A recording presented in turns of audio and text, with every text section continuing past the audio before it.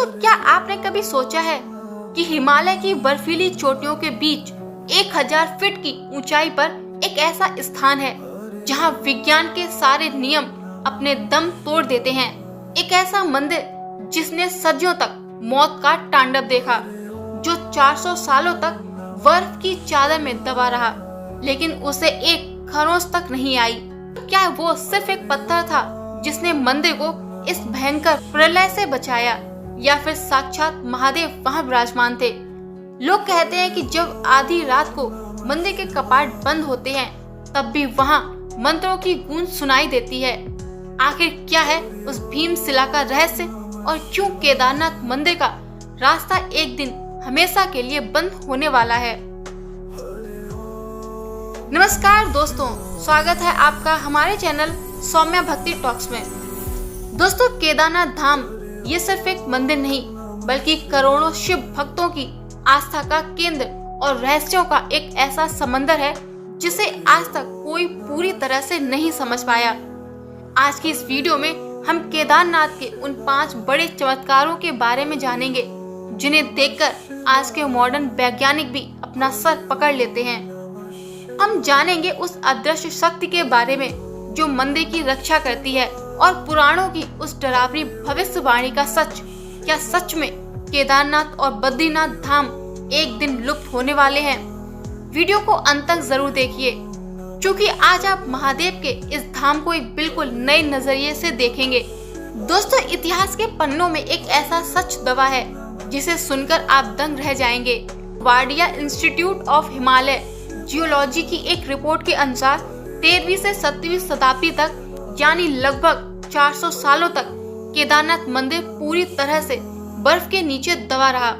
उस समय धरती पर छोटा हिमयुग आया था, लेकिन हैरानी की बात यह है कि जब 400 साल बाद बर्फ पिघली तो मंदिर के ढांचे को एक खरोंच तक नहीं आई। वैज्ञानिक के पास आज भी इसका जवाब नहीं है कि बिना किसी आधुनिक तकनीक के हजारों साल पहले ये मंदिर इतना मजबूत कैसे बनाया गया। दोस्तों, साल 2013 की वो डरावनी रात कोई नहीं भूल सकता, जब मंदाकिनी नदी में आई प्रलय ने सब कुछ तबाह कर दिया। भारी चट्टानें और मलबा मंदिर की ओर बढ़ रहा था। ऐसा लग रहा था कि अब मंदिर नहीं बचेगा। तभी एक ऐसा चमत्कार हुआ। पीछे से एक विशाल चट्टान आई और मंदिर के ठीक पीछे आकर रुक गई। इस चट्टान ने पानी की धार को 2 हिस्सों में बांट दिया और मंदिर सुरक्षित रहा। आज दुनिया इसे भीमशिला के नाम से पूछती है। क्या यह सिर्फ इत्तेफाक था या महादेव की इच्छा? केदारनाथ मंदिर को जिन विशाल पत्थरों से बनाया गया है, उनका वजन कई टन है। तो उस समय इतनी ऊंचाई पर इतने भारी पत्थर कैसे ले जाए गए? और सबसे बड़ी बात, इन पत्थरों को जोड़ने के लिए किसी सीमेंट का इस्तेमाल नहीं हुआ, बल्कि इसे इंटरलॉकिंग के द्वारा जोड़ा गया। इसी मजबूत बनावट की वजह से मंदिर ने भूकंप, बाढ़ और बर्फ की मार को हजारों सालों से झेला है। दोस्तों, शायद आप जानते होंगे कि केदारनाथ और बद्रीनाथ धाम हमेशा नहीं रहेंगे। पुराणों के अनुसार कलयुग के अंत में नर और नारायण नाम के 2 पत्थर आपस में मिल जाएंगे, जिससे बद्रीनाथ और केदारनाथ के रास्ते पूरी तरह से बंद हो जाएंगे। इसके बाद महादेव के दर्शन के लिए एक नया धाम प्रकट होगा, जिसे भविष्य बद्री कहा जाएगा। क्या हाल में ही पहाड़ों का खिसकना इसी कलयुगीय अंत की शुरुआत है? केदारनाथ मंदिर की मान्यताएं इतनी गहरी हैं कि ये एक सिर्फ धार्मिक स्थल नहीं, बल्कि मुक्ति का द्वार माना जाता है। मान्यता है कि यहाँ के दर्शन के बिना बद्रीनाथ की यात्रा अधूरी मानी जाती है। तो मंदिर के पास ही उदक कुंड के माना जाता है कि इस कुंड के जल को पीने या छिड़कने से इंसान के जन्म जन्मांतर के पाप धुल जाते हैं। पुराने समय में लोग इस जल को लेकर ही अपनी यात्रा सफल मानते थे। मंदिर से कुछ ही दूर पर भैरवनाथ जी का मंदिर है। इन्हें क्षेत्रपाल यानी इस पूरे इलाके का रक्षक माना जाता है। ऐसी मान्यता है कि जब सर्दियों में केदारनाथ के कपाट बंद होते हैं, तब भगवान भैरवनाथ ही पूरे मंदिर और घाटी की सुरक्षा करते हैं। इसलिए केदारनाथ के दर्शन के बाद भैरव दर्शन करना अनिवार्य माना जाता है। केदारनाथ के बारे में कहा जाता है कि जो आए केदार वो हो जाए भव सागर से पार। यहाँ पत्थर भी महादेव के नाम की गूंज सुनाते हैं। दोस्तों, केदारनाथ के मंदिर के निर्माण को लेकर दो प्रमुख मान्यताएं हैं। एक जो इतिहास और वास्तुकला से जुड़ी है और दूसरी जो हमारे पौराणिक ग्रंथों से। माना जाता है कि मंदिर की नींव सबसे पहले पांडवों ने रखी थी। महाभारत के युद्ध के बाद भगवान शिव ने जब पांडवों को बैल के रूप में दर्शन दिए और फिर वे धरती में समा गए, तब पांडवों ने उस स्थान पर महादेव की पूजा के लिए एक मंदिर बनवाया था। हालांकि समय के साथ वो मंदिर लुप्त हो गया क्योंकि वो क्षेत्र अत्यधिक बर्फबारी और प्रकृति आपदाओं के बीच घिरा था। आज जो भव्य मंदिर हम देखते हैं उसका श्रेय आदि गुरु शंकराचार्य को जाता है। तो 8वीं शताब्दी आदि गुरु शंकराचार्य ने इस मंदिर का पुनरुद्धार करवाया था। उन्होंने ही केदारनाथ को 12 ज्योतिर्लिंगों में से एक के रूप में स्थापित किया। कहा जाता है कि उन्होंने ही मंदिर के पीछे अपनी देह त्यागी दी, जहां आज उनकी समाधि बनी हुई है। कुछ ऐतिहासिक दस्तावेजों और शोधकर्ताओं का मानना है कि मालवा के राजा भोज ने 1076 से 1099 ईस्वी के बीच इस मंदिर का भव्य निर्माण करवाया था। उन्होंने मंदिर की वास्तुकला को वो रूप दिया जो आज हमें दिखाई देता है।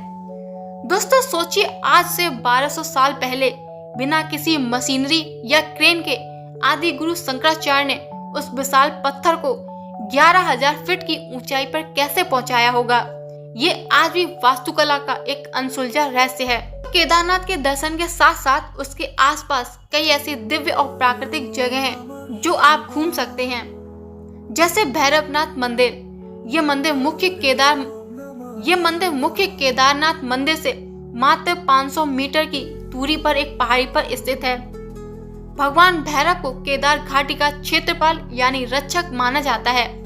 मान्यता है कि सर्दियों में जब मंदिर के कपाट बंद होते हैं तब भैरव बाबा ही उस धाम की रक्षा करते हैं।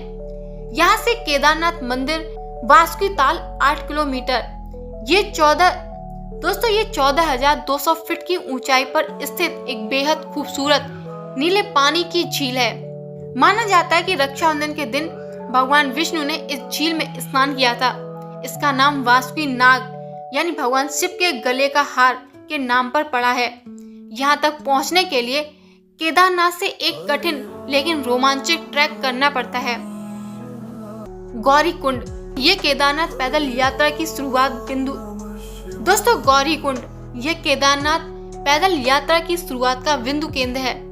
कहा जाता है कि माता पार्वती ने भगवान शिव को पति के रूप में पाने के लिए यहीं पर हजारों वर्षों तक तपस्या की थी। यहाँ एक गर्म पानी का कुंड और माता गौरी का प्राचीन मंदिर है। त्रियुगी नारायण मंदिर, ये वो स्थान है जहाँ भगवान शिव और माता पार्वती का विवाह हुआ था।